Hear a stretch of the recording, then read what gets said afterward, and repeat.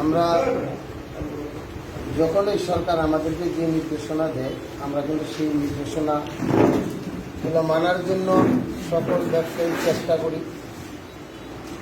আজকে সবচেয়ে বড় আনন্দিত হয়েছি, খুশি হয়েছি যে ব্যবসায়ী যারা বিভিন্ন সংগঠনের নেতৃবৃন্দ এখানে বক্তব্য দিয়েছেন,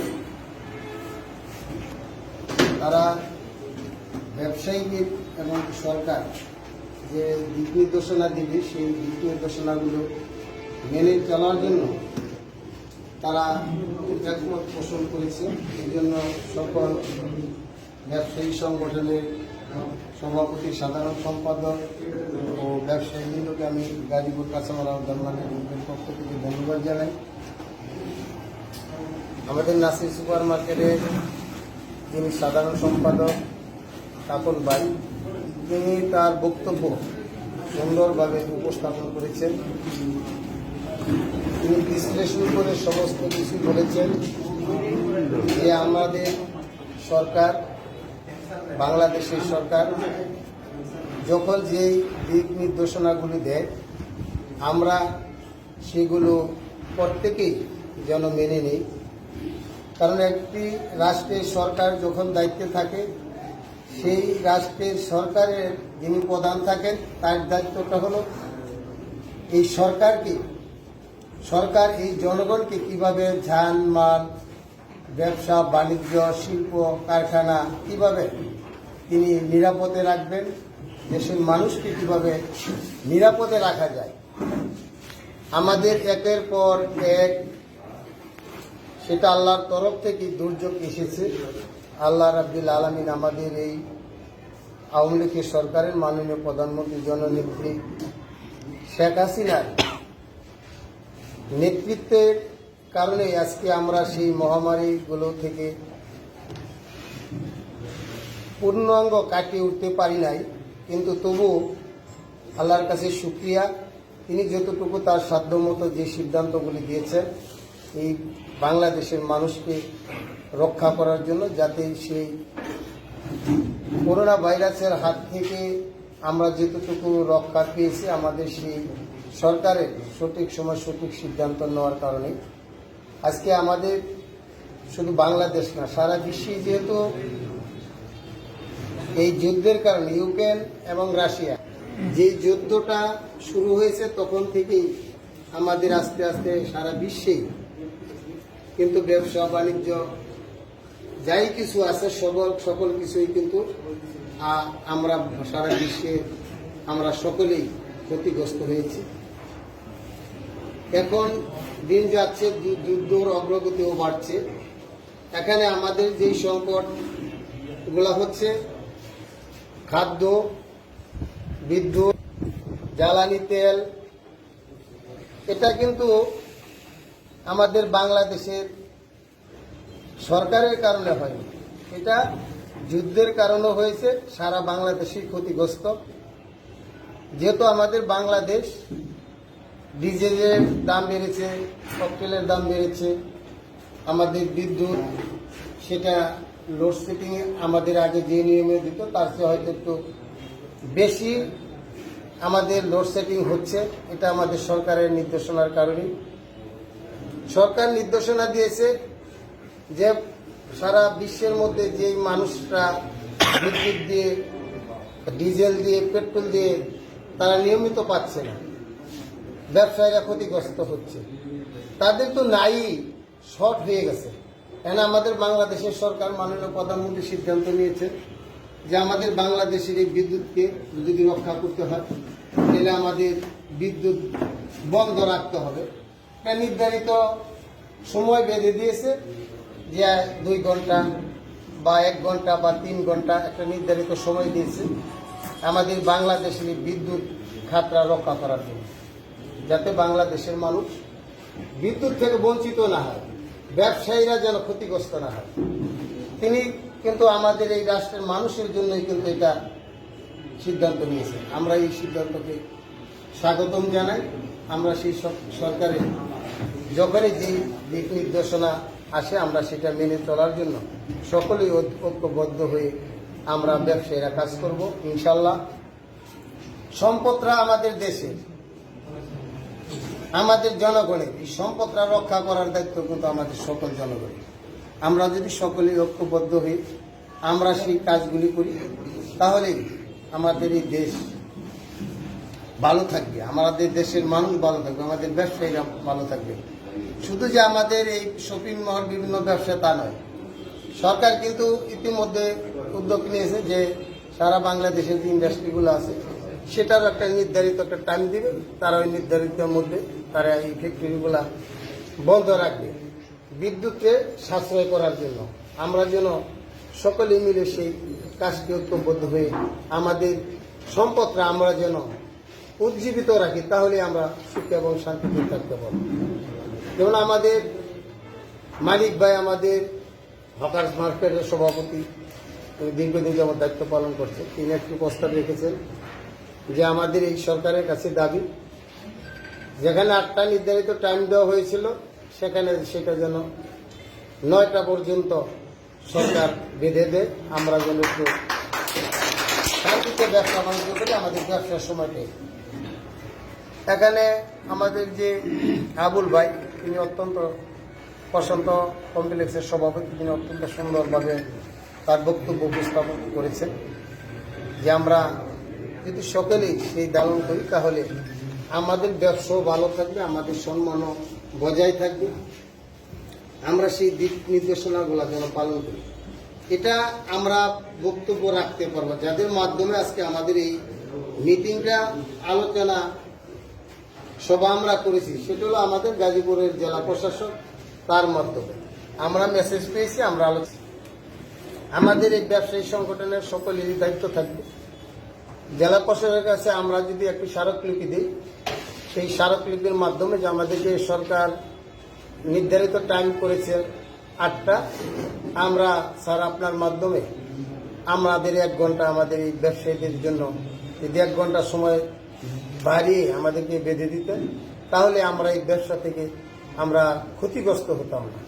এটা আমার এবং আপনাদের সকলের একমত পোষণ করে আমাদের ওখানে স্মারকলিপি দিতে হবে আগে, কারণ আমরা তো আসলে সিদ্ধান্তের মালিক না। সিদ্ধান্তের মালিক হলো প্রথমত সরকার, তারপরে হলো আমাদের যে বিভিন্ন জেলা রয়েছেন সেই জেলার যারা ঊর্ধ্বতন কর্মকর্তা আছেন, আমাদের জেলা প্রশাসক, আমরা সেখানে স্মারকলিপি দিব যাতে আমাদের ওই টাইমটি তারা বেঁধে দেন, তাহলে আমরা ওই নির্ধারিত সময়টা আপনাদেরকে নির্ধারিত করতে পারব। আমরা চাই যে আমাদের ব্যবসায়ীরা যদি ভালো থাকে তাহলে আমাদের যে সাধারণ জনগণ তারাও ভালো থাকে। যারা আমাদের বাংলাদেশের সমস্ত জায়গায় যারা শ্রমিক রয়েছে, যদি কলকারখানা সচল থাকে তাহলে আমার শ্রমিক ভাই বোনেরা তারাও ভালো থাকে। আমরা চাই না যে কোনো কারণবশত কোনো ব্যবসায়ী ক্ষতিগ্রস্ত হয়। আমরা অনেক সময় দেখি যে আমাদের ব্যবসায়ীরা বিভিন্ন সময় অনেক সময় সন্ত্রাসী বা মাদক ব্যবসায়ী ছিনতাইকারীর হাতে অনেক সময় অনেকেই তাদের কবলে পড়ে। আমরা যদি সকলে ঐক্যবদ্ধ থাকি তাহলে আমাদের সেই জায়গা থেকে অতি তাড়াতাড়ি আমাদের বেড়ে আসতে পারবো, আমরা সুখে এবং শান্তিতে ব্যবসা করতে পারবো। এটা আমাদের সকলেরই কিন্তু দায়িত্ব। একজন ব্যবসায়ী ক্ষতিগ্রস্ত হওয়া মানে আমরা আরেকজন ব্যবসায়ী ওটাও ক্ষতিগ্রস্ত হচ্ছি। আমাদের এই দিকটা সকলেই খেয়াল রাখতে হবে, কারণ আমরা চাই না, সরকার চাই এই দেশ থেকে সন্ত্রাস, মাদক, চাঁদাবাজ মুক্ত করার জন্য।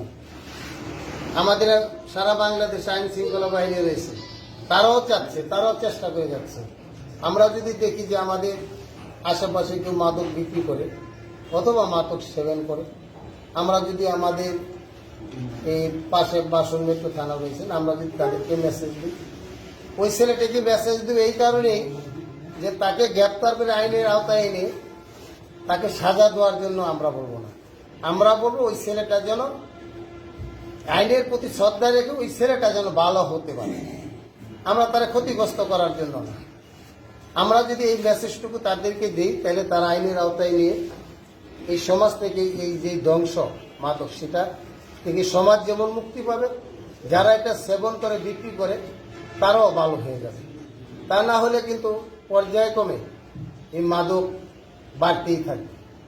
আমরা দেখেছি যে আমাদের গাজীপুরের যে পুলিশ কমিশনার, তিনি যেভাবে জোরালোভাবে পদক্ষেপ নিয়েছেন, আমাদের এই 9টি থানার সকল কর্মকর্তাদেরকে যে নির্দেশনা দিয়েছেন, সেই নির্দেশনা মোতাবেক সমস্ত জায়গায় কিন্তু যারা মাদক ব্যবসায়ী, যারা আসক্ত, যারা ছিনতাইকারী, তারা কিন্তু ধরা পড়ছে, প্রতারক চক্র সহ ধরা পড়ছে। আমরা যদি একটু সহযোগিতা করি, তাহলে কিন্তু আমাদের এইসব অপকর্ম যারা করে সমাজে, তাহলে এই সমাজের সকল লোক কিন্তু সুখে এবং শান্তিতে থাকতে পারে। আমরা যারা ব্যবসায়ী আছি, আমরা কারোর সাথে দ্বন্দ্ব করবো না, ঝগড়া করবো না।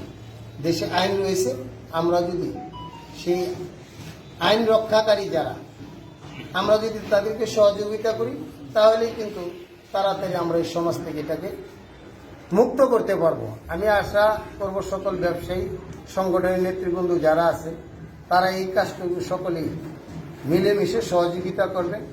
আমাদের ব্যবসায় যেন কোনো কারণে, কোনো সন্ত্রাসীর কারণে, কোনো মাদকের কারণে যেন আমরা ধ্বংস না হই, এদিকে আমাদের দৃষ্টি রাখতে হবে। একজন লোক যদি কখনো সমস্যায় সম্মুখীন হই, আমরা যেন সকল ব্যবসায়ী আজকে যেমন ঐক্যবদ্ধ হয়ে আমরা এই যে সরকারের বিদ্যুৎ সাশ্রয়ের জন্য ঐক্যবদ্ধ হয়েছি, আমরা যেন সেই ব্যবসায়ীকে রক্ষা করার জন্য আমরা যে ঐক্যবদ্ধ হই। কোনো কারণবশত কোনো ব্যবসায়ী যদি ব্যবসাতিগ্রস্ত হয় অর্থনৈতিকভাবে, আমরা যদি সকল সংগঠনের নেতৃবৃন্দ যারা আছি, ব্যবসায়ী আছি, আমরা যদি একটু তাদেরকে আর্থিক অর্থ দিয়ে আমরা যদি সহযোগিতা করি, তাহলে সেই ব্যবসায়ীটাকে কিন্তু আমরা প্রতিষ্ঠিত করতে পারি।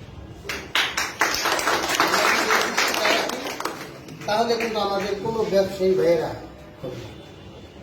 এই দৃষ্টিতে আমাদের সকলে রাখা উচিত। আমি মনে করি আমাদেরকে যখন যেই সমস্যার কথা বলবেন, ইনশাল্লাহ আমরা সেই চেষ্টা করবো আপনাদের মাঝে উপস্থিত হয়ে সেই সমস্যার মুখোমুখি সেটাকে একটা সমাধানে আনার জন্য।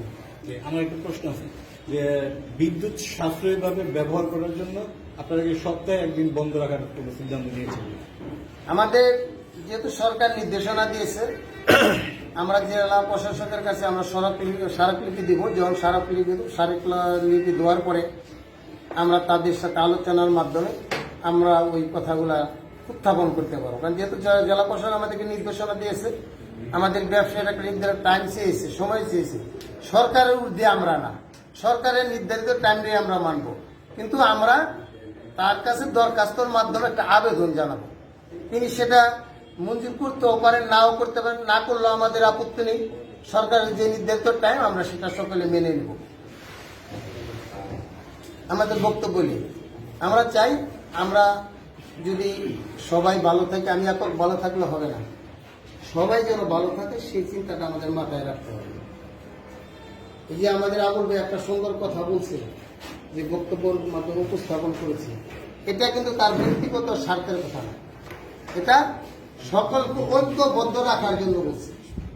আমরা তো অনেক কিছুই দেখেছি, আমাদের এই সমাজকে ভালো রাখতে হলে আমাদের কি কি প্রয়োজন, সেই কাজগুলা যদি আমরা সহযোগিতা করি, তাহলে এই যে আমাদের করোনাকালীন সময় গেল, আমরা সকল ব্যবসায়ী সংগঠন, ব্যবসায়ী কিন্তু সকলে দেখেছি যে অনেক ব্যবসায়ীরা টাকা উঠেছে, ব্যবসায়ীদের কাছ থেকে উঠে কি করছে, অসহায়ের পাশে দাঁড়িয়েছে।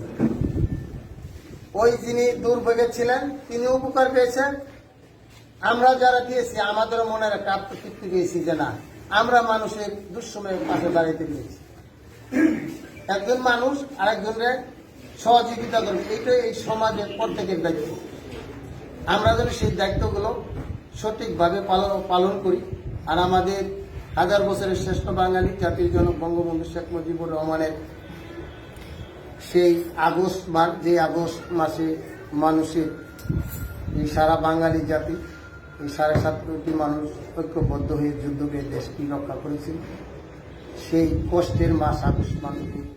আগস্ট মাসে আমাদের 1000 বছরের শ্রেষ্ঠ বাঙালি জাতির জনক বঙ্গবন্ধু তার সপরিবারকে হত্যা করেছিল।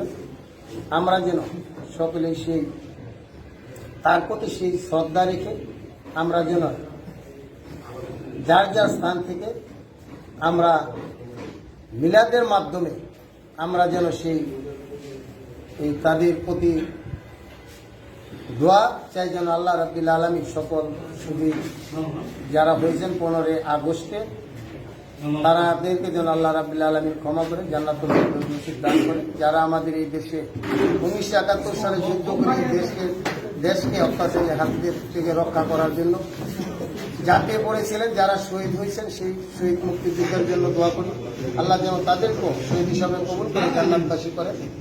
আর যারা 2 লক্ষ মাবুল সম্মানহানির বিনিময়ে তারা এই দেশকে স্বাধীন করেছিল, আমরা যেন তাদের প্রতি শ্রদ্ধা রেখে তাদের জন্য দোয়া করি। যারা মৃত্যুবরণ করেছে আল্লাহ যেন তাদেরকে জান্নাতুল ফেরদৌস নসিব করে। আর যারা বেঁচে আছে আল্লাহ যেন তাদের প্রত্যেককে হায়াতে তয়্যবা দান করে। আল্লাহ যেন আমাদের সকলকে ভালো রাখেন, সুস্থ রাখেন, বাঁচিয়ে রাখেন। এ আশা ব্যক্ত করে সকলকে ধন্যবাদ জানিয়ে আমি আমার বক্তব্য শেষ করছি এবং আজকের এই সভা সমাপ্তি ঘোষণা করছি। আসসালামু আলাইকুম ওয়া রাহমাতুল্লাহি ওয়া বারাকাতুহু।